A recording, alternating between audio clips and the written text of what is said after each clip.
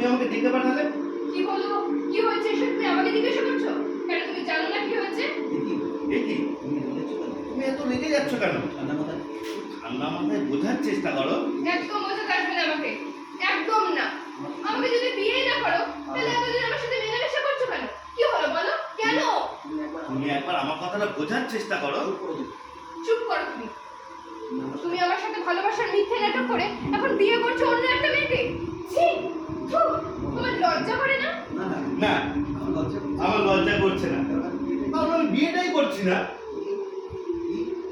কি? হ্যাঁ, ঠিকই শুনেছো, আমি বিয়েটা করছি না।